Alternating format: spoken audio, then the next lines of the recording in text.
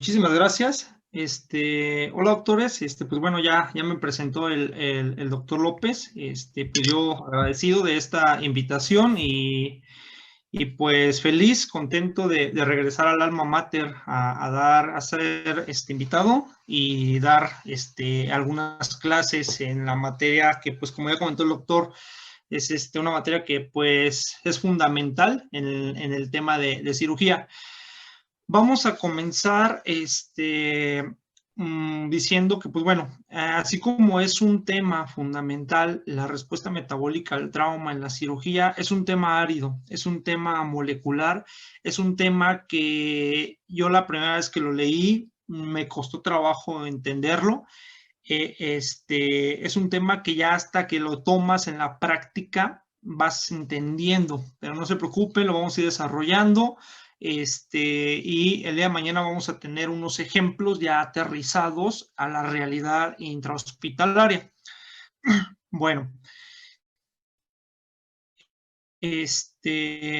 vamos a comenzar. Vamos a hablar un poquito de historia sobre la respuesta metabólica al trauma. Vamos a ver que esto data desde el siglo XVIII con John Hunter, quien es este médico quien describe la respuesta metabólica a la lesión como una índole benéfica al microorganismo. Para 1920, Aup describe que hay una disminución en la respuesta al metabolismo y aumenta con severidad en un estado de choque. Para 1928, Landis refiere que la asfixia de los tejidos como un factor, o describe la asfixia de los tejidos como un factor de incremento de la permeabilidad capilar. Para 1930, Carrel y Baker, pues bueno, describen el metabolismo del tejido dañado como que tienen un papel importante en la reparación del mismo, que esta teoría es muy importante, ya que pues la respuesta metabólica al trauma, pues bueno, va de un sistema regulador y uno contrarregulador. Y pues no es hasta 1942 quien Cumberson describe las bases de la respuesta metabólica e inflamación al trauma, que pues bueno, es quien, para mí, el personaje que más influye en este tema, ya que lo describe de una manera en la cual debemos de saber dividir estas etapas de la respuesta metabólica.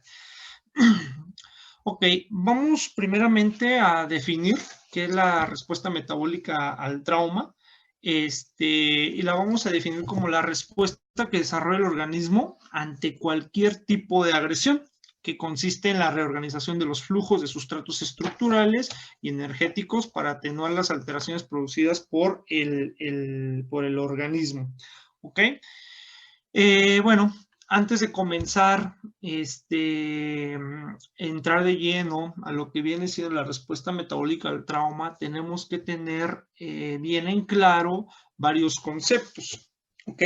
Entre ellos, pues bueno, es el síndrome de respuesta inflamatoria sistémica, que lo vamos a definir como, o se va a caracterizar principalmente por una secuencia de respuestas tanto metabólicas como fenotípicas del hospedador, del humano, ante una inflamación sistémica. ¿Ok? Vamos a tener dos fases, que son las fases proinflamatoria y la fase antiinflamatoria. ¿Ok? Estas fases son muy importantes, ya que la respuesta metabólica al trauma se va a basar en estos dos puntos, ¿ok? Como ya comentamos, uno se va a encargar de regular y otra de contrarregular. El estado proinflamatorio lo podemos definir como una activación de procesos celulares para restablecer la función de los tejidos y erradicar microorganismos. Esto siempre y cuando en respuesta a un trauma, un estado de estrés al cuerpo. Y el estado antiinflamatorio, pues bueno, vamos a ver que es el que evita el exceso de la actividad proinflamatoria y establece la homeostasis del cuerpo, ¿ok? Entonces vamos a ver qué es el sistema regulador contrarregulador, ¿ok? Que al final del día, pues bueno, como vemos en la imagen, tenemos que tener como un objetivo, pues bueno, la homeostasis. Otros conceptos básicos que tenemos que tener en mente y tenemos que conocer muy bien es estos que se encuentran en el cuadro 2.1, que es una infección, que es el SIRS, la septicemia grave y el choque séptico. La práctica clínica es muy importante conocer estos criterios de SIRS, que vemos aquí en la tabla, que son dos o más de los siguientes: la temperatura, más de 38 grados centígrados o menos de 36, la frecuencia cardíaca más o igual a 90 latidos por minuto, la frecuencia respiratoria, más de 20 respiraciones por un minuto, o la presión de CO2 menos de 32 milímetros de mercurio. Y los leucocitos también van a ser importantes, más de 12,000 o menos de 4,000 o más de 10% de bandas. Ok, es muy importante conocer estos conceptos en la práctica clínica porque esto nos habla de que algo está pasando, algo está mal con nuestro paciente. Ok, en la figura 2.1, pues bueno, podemos ver o tenemos un esquema de la representación del síndrome de la respuesta inflamatoria sistémica ante una lesión. Vamos a ver que en la parte superior, el SIRS contra la parte inferior, que ahí tienen las siglas CARS, que es el síndrome de respuesta antiinflamatoria contrarreguladora. Debemos ver, como vemos en la flechita de azul, fuerte, vamos a ver que en esta flecha podemos ver que supongamos que hay una lesión, hay un estado de estrés al microorganismo, hay una inflamación grave, pues esta nos puede llevar a una falla de los órganos aguda, de manera aguda, y una muerte temprana con la lesión. Pero, sin embargo, pues podemos ver que en la flecha de color azul claro, en la misma gráfica, vemos que el sistema contrarregulador, pues bueno, cuando hay un sistema contrarregulador, pues bueno, puede tener mayor peso y no hay una homeostasis. Sin embargo, pues bueno, vamos a ver que cuando hay un equilibrio de estas dos, del sistema contrarregulador contra el regulador, pues hay una homeostasis, ¿no? Y que se mantiene la respuesta en un equilibrio, que es la fecha de color rojo. Para entender todo este tema, yo creo que es muy importante conocer estas fases de Cuthbertson, ¿ok? Estas fases, pues bueno, son como, yo siempre lo he dicho que es como la base para entender este tema. Lo que vamos a ver posteriormente molecular es simplemente lo que ocurre o cuáles son los procesos a nivel molecular que se desarrollan en el organismo para que estas fases tengan, ¿cómo lo podemos decir?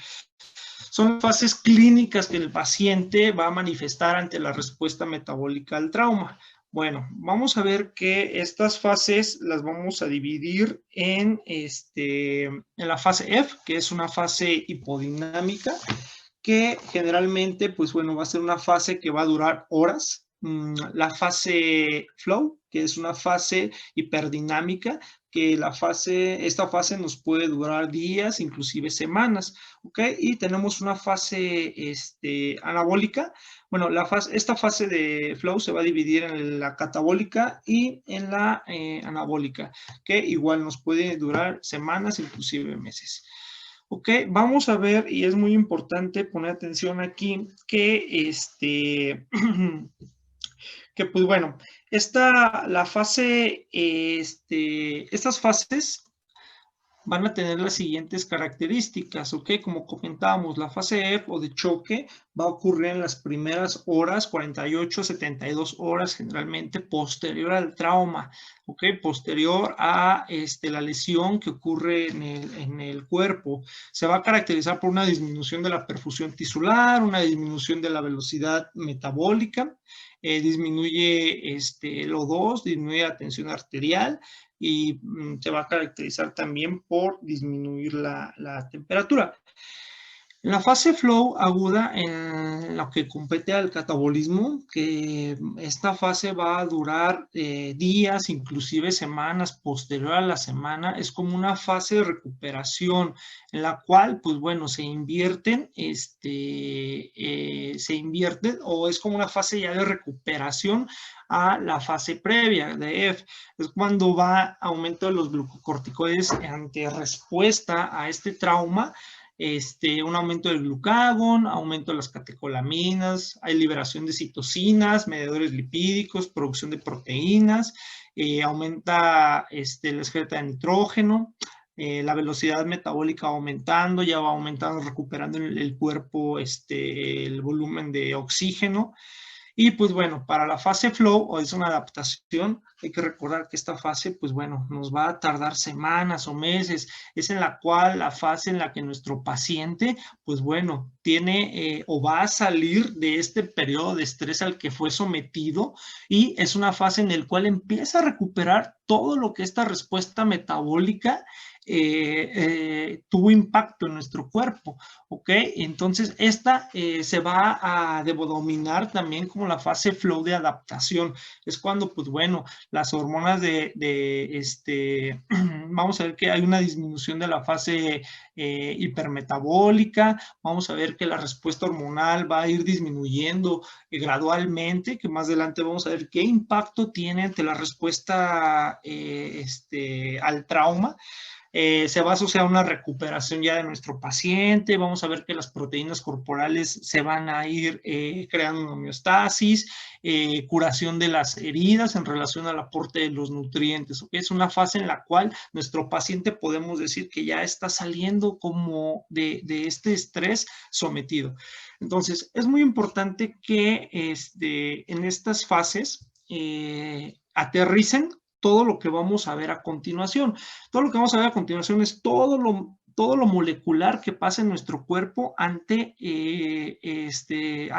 una reacción de estrés, como puede ser cuando sometes a un paciente a una cirugía mayor, como puede ser una toracotomía, cuando sometes al paciente a una apendicectomía, cuando ya llega un paciente quemado. Entonces, esos son unos ejemplos de un estrés al cuerpo, y a partir de ese momento es cuando toda la gama metabólica empieza a funcionar para crear una respuesta. También otro concepto importante que no debemos de olvidar son las fases proinflamatorias y las antiinflamatorias, ¿ok? Son lo que tenemos que tener en mente a lo largo de toda esta fase en el cuerpo, ¿ok? Pues bueno, vamos a ver que ok, vamos a ver. Ok, vamos a continuar. Ok, aquí está. Ok, y pues bueno, ya comentamos unos desencadenantes de la respuesta metabólica al trauma. Puede ser un trauma mayor, una hemorragia, puede ser shock de cualquier tipo, puede ser hipoxia, puede ser una acidosis o una hipotermia. Vamos a ver que inmediatamente los sistemas que responden ante una lesión o desencadenante de la reacción de la respuesta metabólica al trauma va a ser el sistema nervioso central o el sistema neuroendocrino. ¿Ok? Entonces, cabe mencionar que estos sistemas son los primeritos que van a empezar a actuar para crear una respuesta ante este estrés. Y por ello vamos a comentar las principales manifestaciones que se llevan a cabo en nuestro microorganismo ante la respuesta al estrés. Bueno, vamos a ver que aquí tenemos una imagen en la cual comentamos ya que el sistema nervioso central es el primero que va a responder ante esta reacción. En esta imagen podemos ver cómo existe una reacción, una inflamación, una lesión, una situación de estrés, creando una lesión. Inmediatamente se desencadenan vías aferentes a nuestro sistema nervioso central, que principalmente van a viajar por vías del vago y va a crear ante estas vías eferentes que van a desencadenar procesos de liberación de hormonas. En este caso, pues bueno, glucorticoides, a la ACTH, para que crean una respuesta ante la lesión. Ok, vamos a ver primero las vías antiinflamatorias colinérgicas, que son como las primeras que se van a desencadenar en la respuesta metabólica. Se van a llevar a cabo por el sistema nervioso parasimpático y, como ya comentamos, van a ser mediadas por el nervio vago, que se va a encargar de la mediación de las citocinas en la inflamación diseminada, como trauma o estrés, como en el proceso de pancreatitis, isquemia, reperfusión, un choque hemorrágico, y generalmente se va a dar por receptores nicotínicos. Esta vía antiinflamatoria va a estar mediada pues por mecanismos neurales que va a permitir una rápida respuesta a los estímulos inflamatorios, y también vamos a ver que va a llevar a cabo una liberación de mediadores proinflamatorios, como puede ser el factor necrosis tumoral. Entonces ya desde aquí vamos a ver que todo esta gama de factores van a ir desencadenándose. Aquí tenemos un recuerdo de la liberación o de la producción más bien de las hormonas que se van a regular como respuesta ante el trauma. Ya comentamos que el sistema neuroendocrino es el primero que va a aparecer ante respuesta, y vamos a ir tocando cada una de ellas, cómo impacta en respuesta. Ok, vamos a comenzar hablando con la hormona adrenocorticotropa. Bueno, la hormona adrenocorticotropa, vamos a ver que es un polipéptido que se va, como ya sabemos, a liberar en la hipófisis anterior. Y pues bueno, se va a encargar de la liberación del cortisol ante una respuesta como el dolor, la ansiedad, la vasopresina, la angiotensina 2, una colecistocinina, péptido vasoactivo intestinal y citocinas proinflamatorias. El cortisol es una de las sustancias que primeramente se van a liberar como respuesta al estrés. Ok, vamos a comentar que la liberación de la hormona adrenocorticotropa se va a ir elevando conforme a la lesión que se produce en el cuerpo. Entre más lesión, más liberación de esta hormona. Y el dolor, la ansiedad, estos factores son los que generalmente nos van a aumentar la liberación de esta hormona. ¿Ok?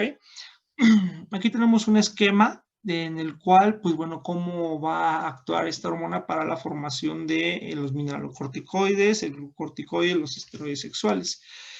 Hablando un poquito más en específico del cortisol y los glucocorticoides dentro de sus funciones, vamos a comentar que son de las primeras sustancias.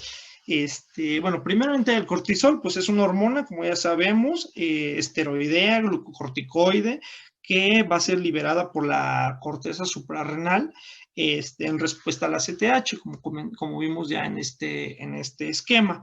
¿Ok? Generalmente el cortisol se va a liberar durante los periodos de un estrés máximo, que también puede ser en procesos crónicos, y por ejemplo, los pacientes quemados que tienen niveles altos hasta por 4 semanas es un estrés crónico en el cual este cortisol, pues bueno, puede estar circulando en el organismo hasta 4 semanas.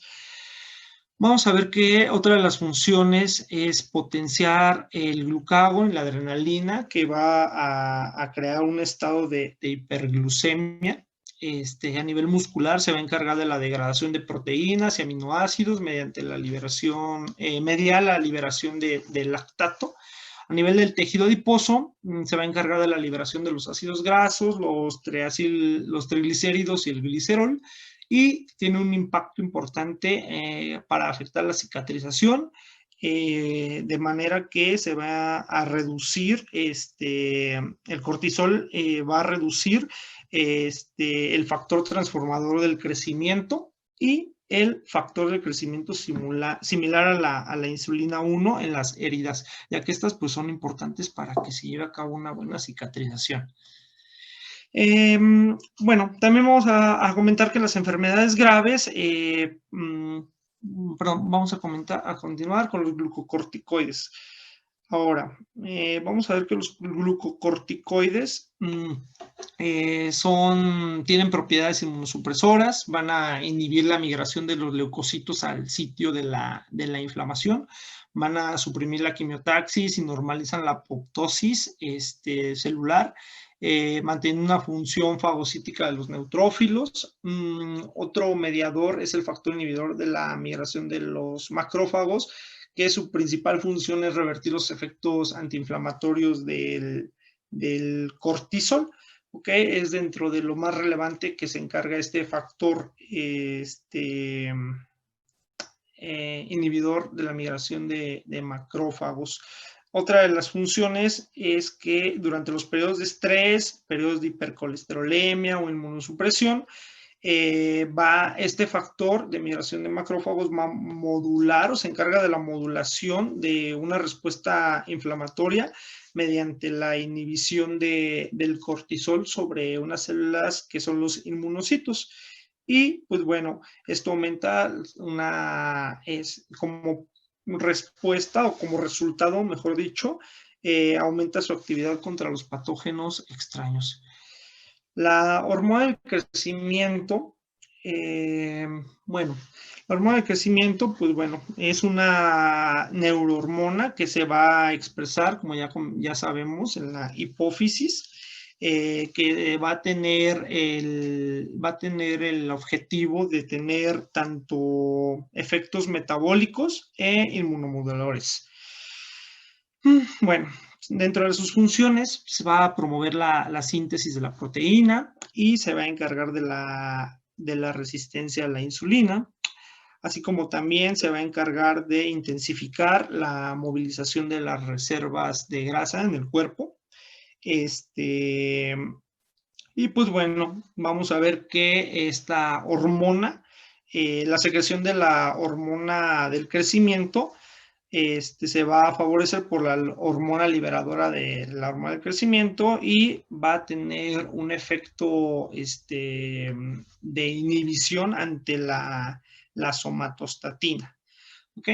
Otro de los efectos es ejercer efectos a través del factor insulínico 1, que es un factor de crecimiento anabólico. El estado catabólico de las lesiones graves se va a vincular con la supresión de la hormona del crecimiento. Es decir, que pues bueno, en la fase del catabolismo flow, pues bueno, esta hormona, pues bueno, va a estar suprimida. Las catecolaminas son otras sustancias en las cuales van a estar involucradas en la respuesta metabólica al trauma. La adrenalina, la noradrenalina y la dopamina son las principales son las principales hormonas que se van a ver comprometidas en esta fase. Vamos a ver que estas tres son las más abundantes y tienen efectos se van a encargar de tener efectos tanto metabólicos como inmunomoduladores y sobre todo vasoactivos. Y pues bueno, vamos a ver que dependiendo de una lesión, más bien después de una lesión mayor, esta concentración de catecolaminas va a tener un aumento de hasta 3 o 4 veces en el microorganismo. Y pues bueno, las elevaciones van a durar hasta 24 o 48 horas antes de que se normalicen, a nivel sanguíneo. Cabe mencionar que la adrenalina es una de las catecolaminas, la noradrenalina es una de las catecolaminas que puede durar a nivel sanguíneo más tiempo, puede durar hasta 10 o hasta 8 o 10 días, en comparación con la adrenalina, que pues bueno, su pico máximo para normalizarse son 48 horas. La adrenalina es importante porque se encarga de inducir estados catabólicos. Las catecolaminas también se encargan de la inhibición de la liberación de citocinas inflamatorias y aumenta la liberación de mediadores antiinflamatorios. O sea, son sustancias que, pues bueno, intervienen en los dos procesos, tanto regulador contra regulador. Y lo más importante, también cabe mencionar que tienen efectos hemodinámicos en la respuesta al trauma. ¿Ok? Vamos a comentar un poquito de la aldosterona. Vamos a ver, la aldosterona pues es otro de las sustancias, un mineralocorticoide que ya conocemos, que se va a liberar en la zona glomerulosa de la corteza de la suprarrenal, que dentro de sus principales funciones, pues bueno, va a aumentar el volumen intravascular mediante su acción del receptor mineralocorticoide renal a nivel de los túbulos contorneados distales, que tiene efecto a este nivel de la retención del sodio y la eliminación del potasio y de los iones hidrógeno. Una cosa importante es que la secreción de la aldosterona se va a incrementar en respuesta a la ACTH, a la angiotensina 2 y como respuesta al descenso del volumen intravascular y la hiperpotasemia. Dentro de la insulina, se va a encargar de la mediación del estado anabólico. Es una hormona anabólica, hay que recordar, mediante la glucogenia y la glucólisis hepática, la lipogénesis y la síntesis de proteínas.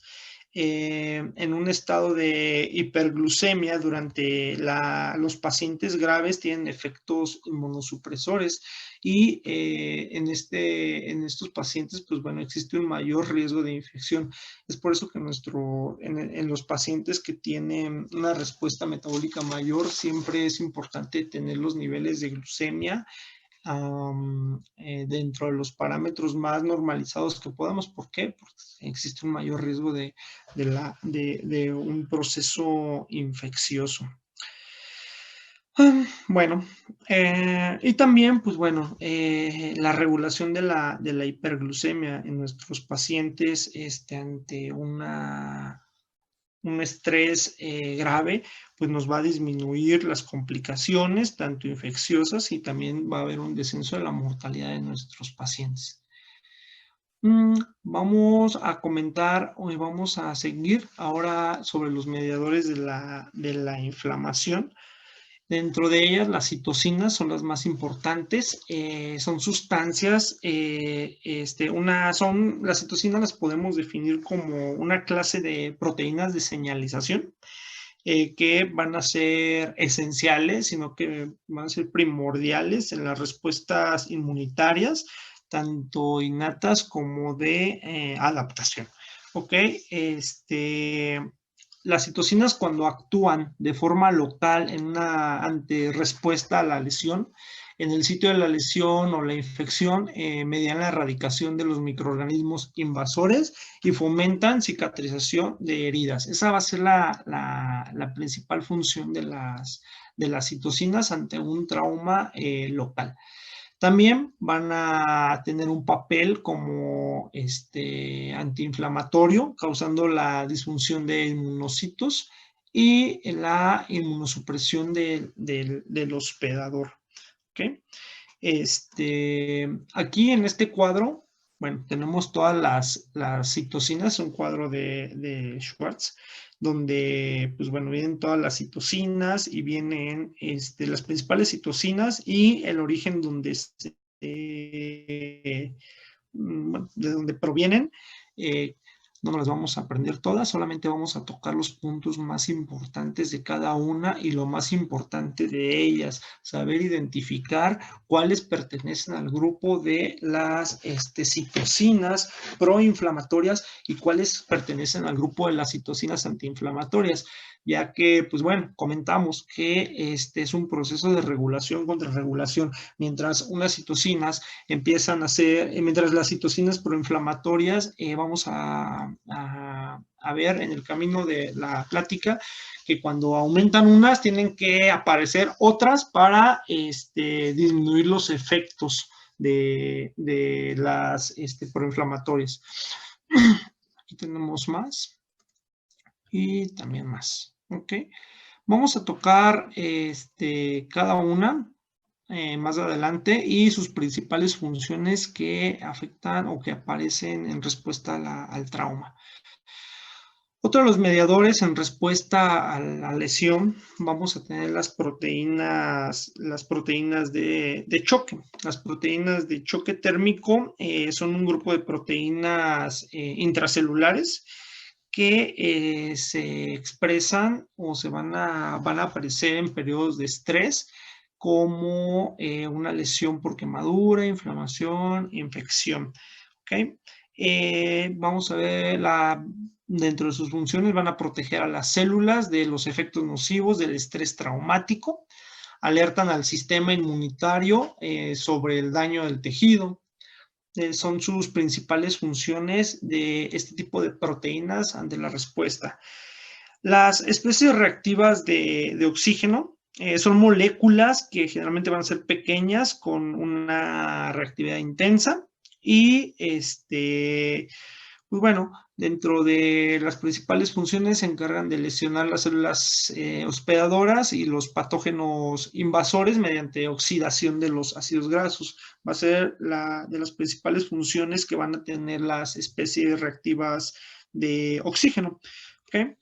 Continuando, vamos a hablar de los eicosanoides. Los eicosanoides provienen, como ya comentamos, como ya sabemos, de la oxidación del fosfolípido ácido araquidónico,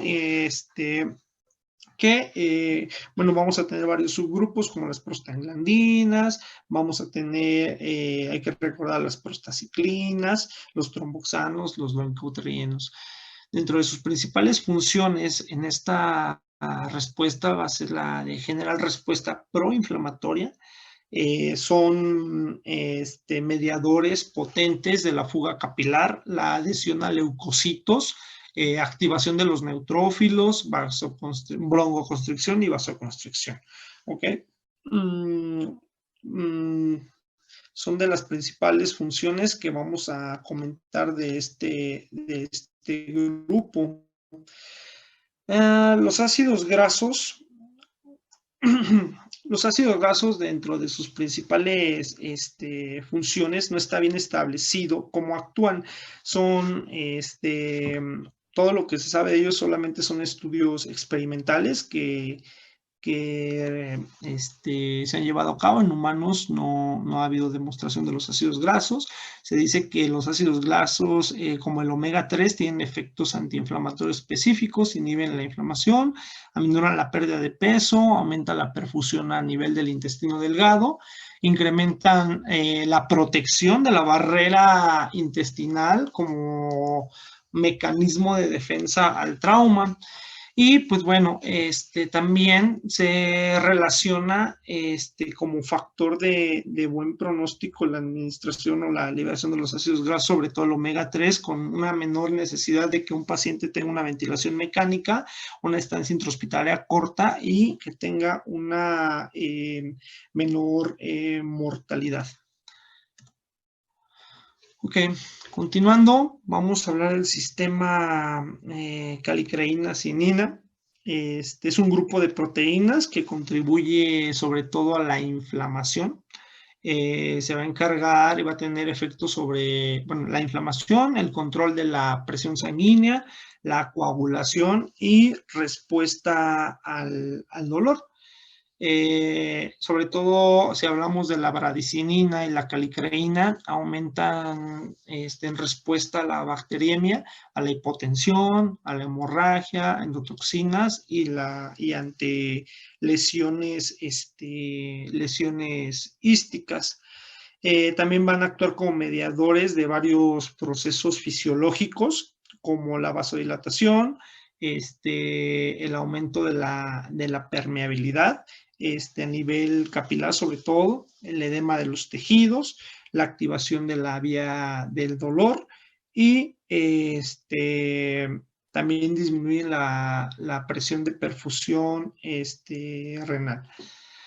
La serotonina es un neurotransmisor que ya todos conocemos, que va a ser derivado del triptófano y que generalmente se va a liberar en las plaquetas y se va a encargar de la disminución de del factor de necrosis tumoral y la interleucina 1 en monocitos. La histamina, ya conocemos que hay varios tipos de histamina, se va a sintetizar mediante descarboxilación del aminoácido de la histidina y pues bueno, vamos a tener varios tipos de histamina.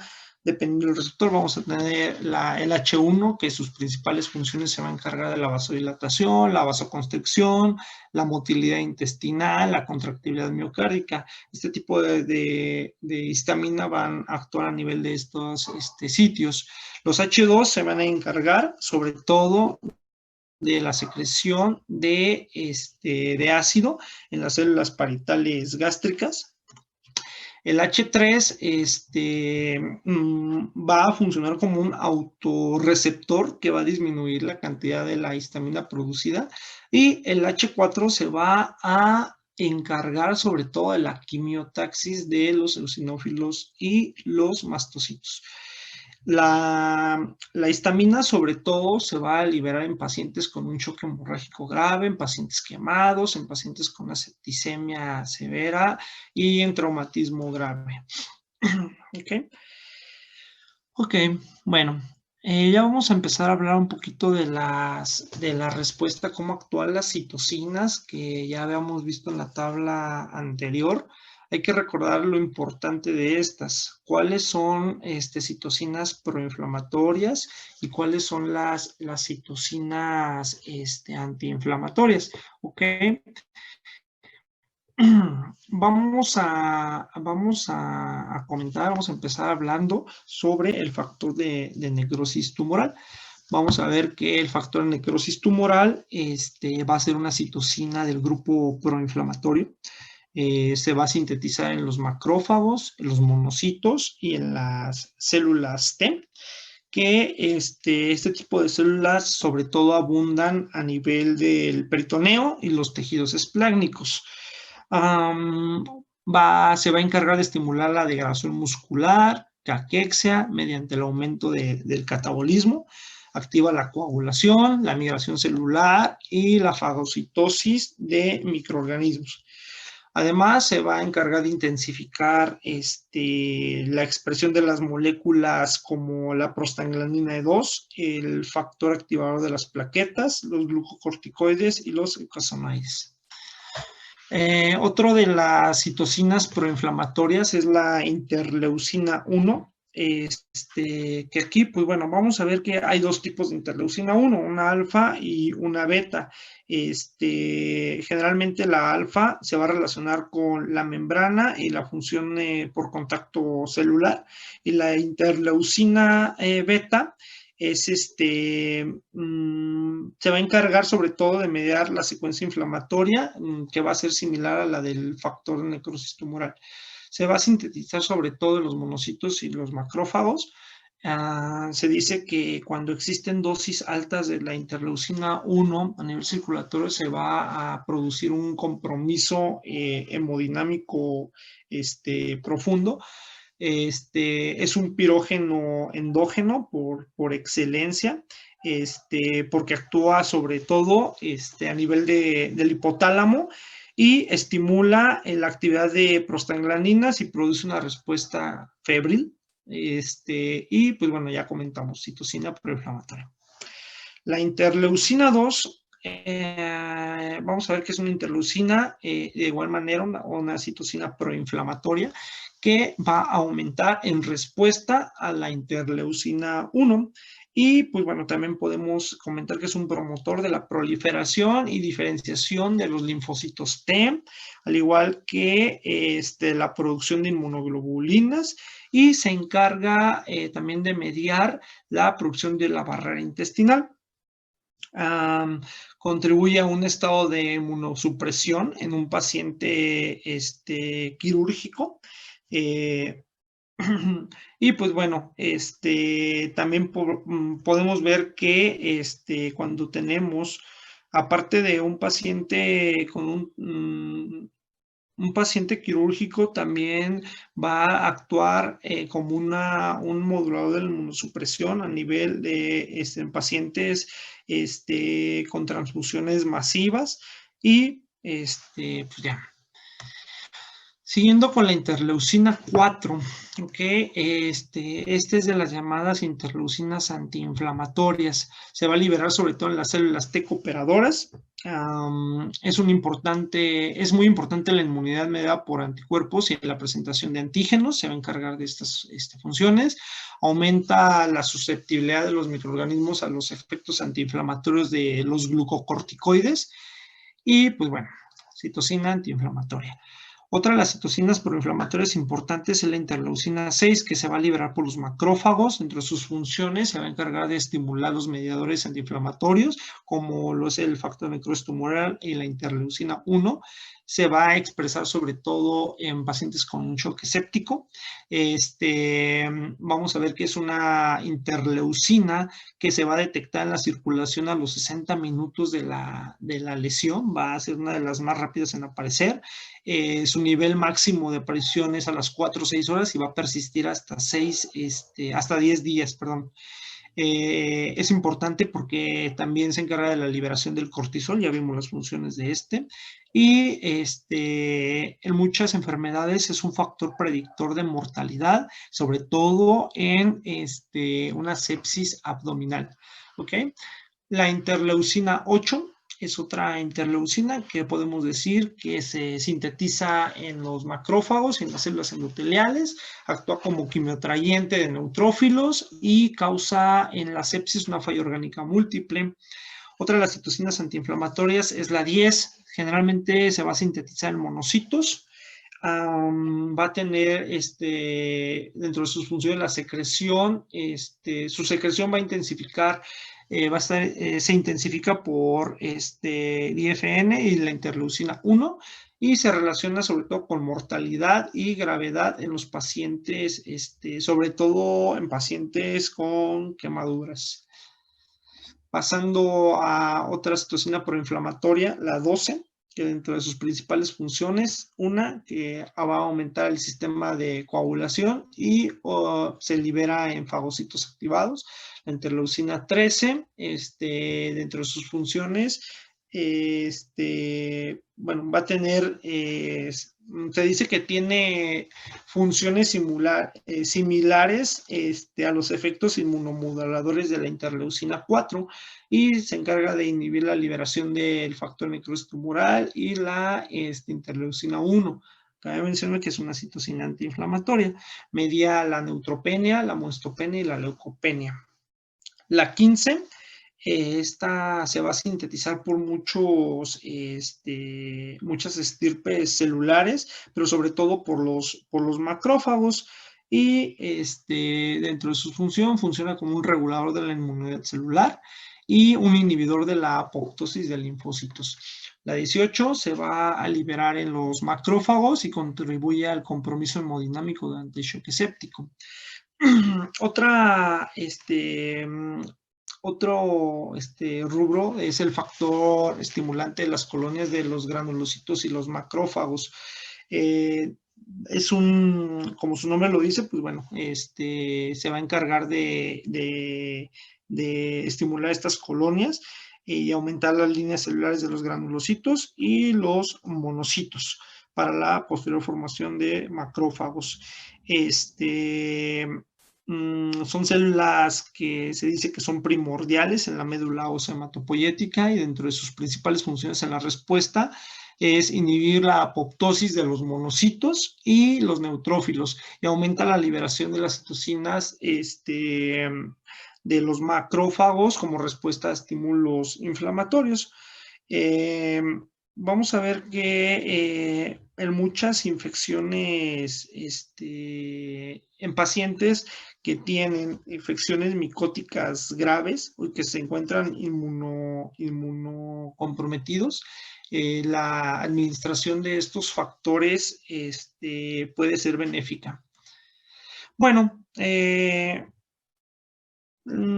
todo esto que acabamos de mencionar de las citocinas y de cómo actúa el sistema neuroendocrino ante la respuesta al trauma, se lleva a cabo por vías de señalización.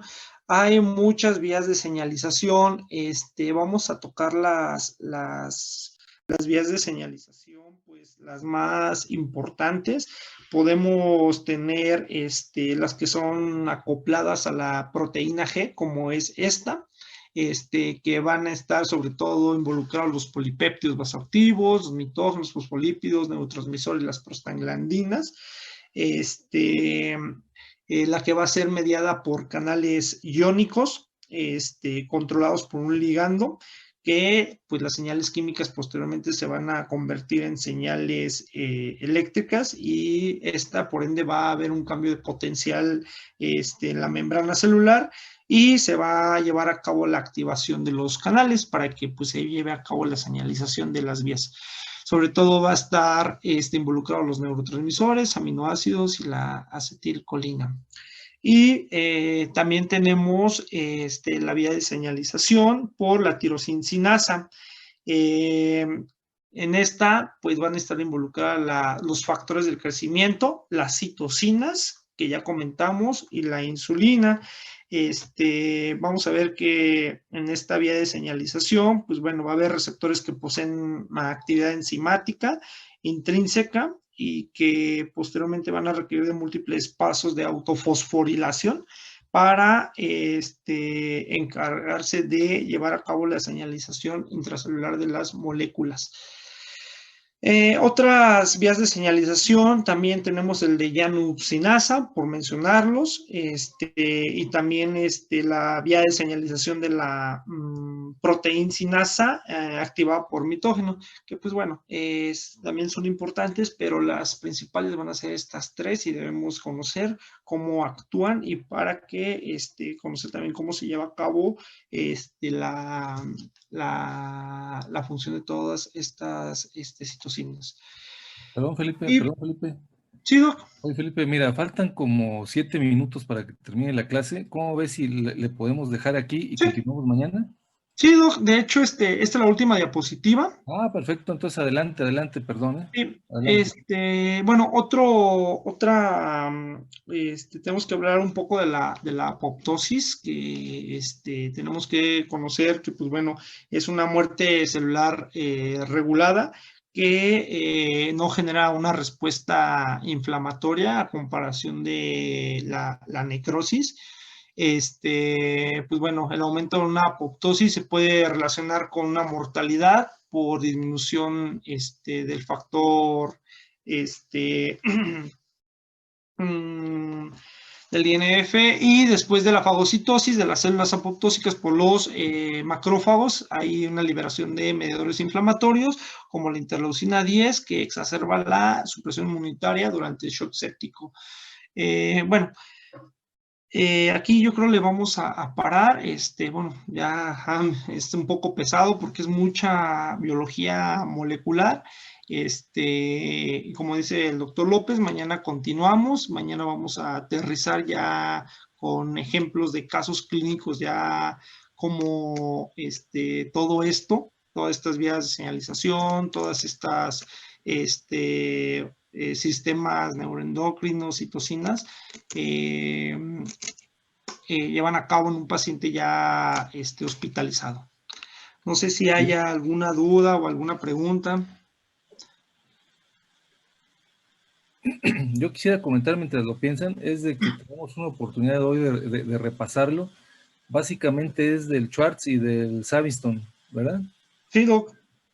Perfecto, entonces lo pueden leer hoy, las dudas que surjan, pues mañana lo comentamos, y mañana con las aplicaciones, podemos decir, prácticas o clínicas, pues podemos dar como un reforzamiento de todo esto que estamos hablando. ¿Les parece, doctores? Sí, doctor. Pues muchas gracias, doctora Gaby, bienvenida, muchas gracias. Gracias. Oigan, doctores, entonces miren, como es un tema un poquito difícil, estudienlo, por favor, no hay otra manera de aprenderlo, hay que estudiarlo, hay que después tratarlo de entender o traspolar, como lo vamos a ver el día de mañana con problemas ya clínicos, pero lo principal es que ustedes tengan una base, lo tienen que leer, mucho de esto ya lo hemos oído, simplemente hay que integrarlo, y mañana ya terminamos de hacer los comentarios. Entonces, a todo el grupo, a todos los presentes que están ahí, no se me descuiden, voy a poner un poquito de música y a la 1:01, a las 13:01 empezamos con la siguiente clase de nutrición. ¿Les parece? Sí, doctor. Doctor. No se desconecten, muchas gracias. Gracias. Gracias, nos vemos, doctor. Gracias, Felipe. Hasta luego, Gracias, gracias. doctora.